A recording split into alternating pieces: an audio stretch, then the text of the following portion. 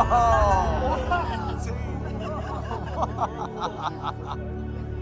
y'all, it's Dr. Know-It-All and Misinformation. We are headed to the Sphere to check out the show. Come with us.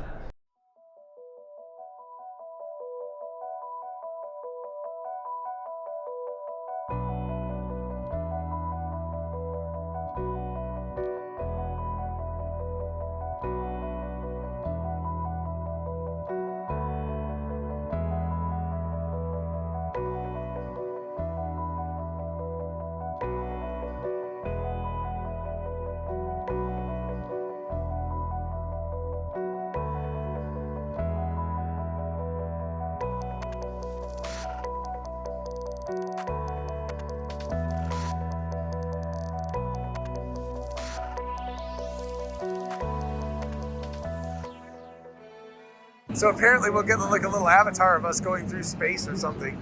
I don't know. I have no idea, but it should be fun. So where are you supposed to look up at the camera at the front? Yeah. Okay. Just figured I'd ask before I got up there. It's what? Oh yeah. Okay, I got you. Yeah. All right. Yeah. I got you.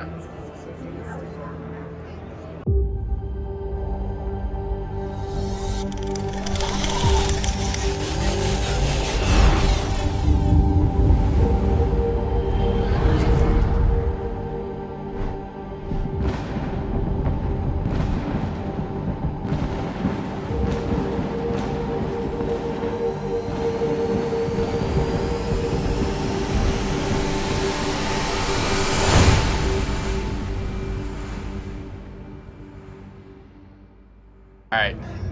What do you think? You go first. So No, you should go first. Oh, we get to sit next to the people with the cool stuff.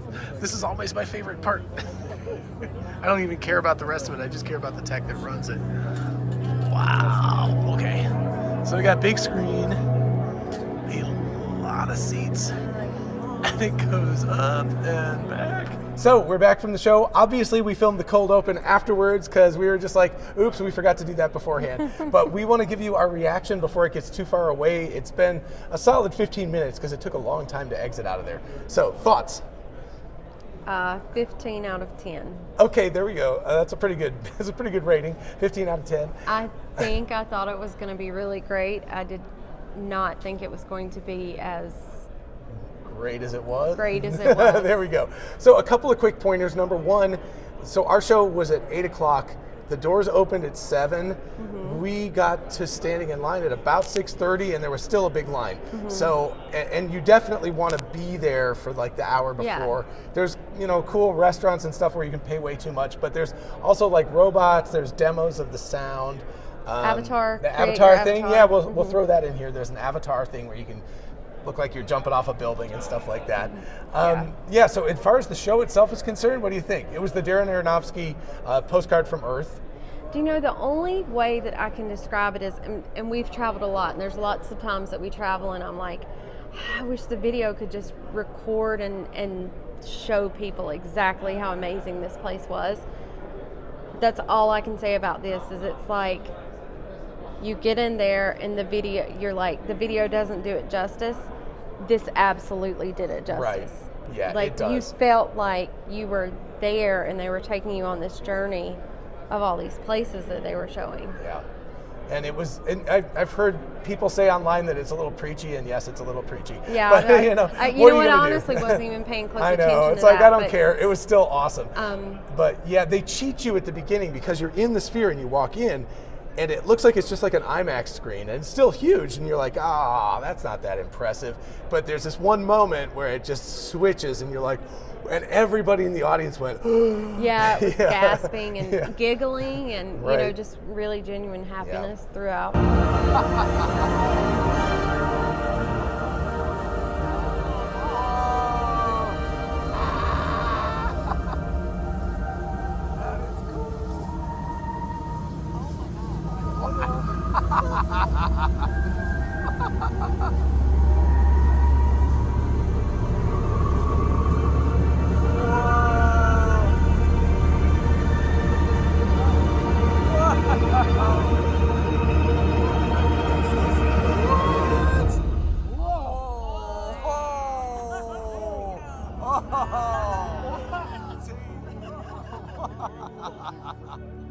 But I would also say that one thing that I was worried about was getting sick, because I have extremely bad motion sickness. I can't even go to Kroger without getting sick in the car. So I wore my patches just to be sure. And but I didn't find myself getting sick at all. Like, not even once did I find myself getting sick. Right. It was just so massive and out there that it wasn't like being in one of those small, immersive, you know, moving you around. Oh, kind of yeah, things. the ones like when you get in those little, whatever those rides are where they flip you. Yeah, Yeah, but the it wasn't coolest like that thing at all. was It wasn't like that at all. the seats interacted, and John can talk more about the tech, Right. but the seats interacted with you, and so you felt the rumbling, Right. not just from the sound. And then when you were almost flying through the clouds and things like that, wind was hitting you Right. as you were going through, and it was like, it was super experiencing this. It was almost like sitting on top of a drone at times, like you were just riding it through. Yeah. And just really beautiful spots around the Earth. It's a really nice 3D animation too, by the way. You know, it's like, got to call that out. So really nice with that. But the shots from around the globe and underwater and on mountaintops, and it was absolutely stunning stuff that they found. Yeah. And yeah, the fact that the seats were integrated with it, so they would vibrate when an elephant walked by, or thunderclap or something.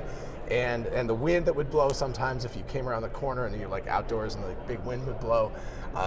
Super cool. Sound, there's a whole demo. If you go, there's like one of the, what was her name? Aura, I think. The robots, they're like interactive robots. Yeah. But one of the Auras did like a demo of the sound. And you can be like right here and hearing it in English, and then move over a couple of feet and it's in like Arabic, a couple of feet it's in Mandarin. It's incredibly impressive how directional the sound is, and it was so crisp. Like the display was outrageous. Yeah. It was just like being there. It was literally like being there. But then the sound, like you would hear specific places where like somebody would speak from. It was like doot and doot and doot, it'd come from that. The show's 50 minutes, so it's an hour of like pre-show that you can wander around, 50 minutes of the show itself. It felt, if anybody old school 1980s, Philip Glass's movie, Koyaanisqatsi, if you've ever seen that, it was like that blended together with Star Trek The Wrath of Khan at the end of it. Because they had the whole thing with the Earth, like doing that. Yeah, I get that. I just don't get that. So anyway, if you've seen those, you know what I'm talking about. If not, come to see the Sphere. What is your recommendation? You said 15 out of 10, so I assume that's a honestly, recommended. I would fly to Vegas to see this. Yes, I would. think so. I would fly to Vegas, and this would be my, Right. And this the would be the outside is thing. cool too. Like looking at it from the outside is cool, but the inside was outstanding. Yeah, for sure, for sure. I'm super happy with this being our thing that we picked to do along with CES. Right. For sure. And of course, the U2 is usually playing here as well. They're on kind of holiday break or whatever. It does make me wonder how they do it with U2. I don't know. There was clearly a space where there was like a stage, but obviously that wasn't the thing. And they didn't even sell the bottom tickets for this show because it wasn't necessary. We were in the 200 section, FYI, and in the front row, and it was like nobody in front of us. It was just like, whoa, it was absolutely insane. Go me. Yeah, go you. For picking she got the the right tickets. ticket. She picked the right one. So it was definitely worth it. I can't recommend it highly enough. We're both still kind of like jazzed and buzzing from watching the thing. Anyway, let us know if you've gone, and if you haven't, if you're going to be in Vegas, or maybe even fly to Vegas for the weekend and go see a show, because it was really worth seeing it. Even preachy or not, I don't even care. It was excellent. Darren Aronofsky did a great job. All the people, long credits, everybody did a fantastic job on that. We're both super impressed. Go see it. Yeah, let's go get some food. Let's go get some food. That's a good idea.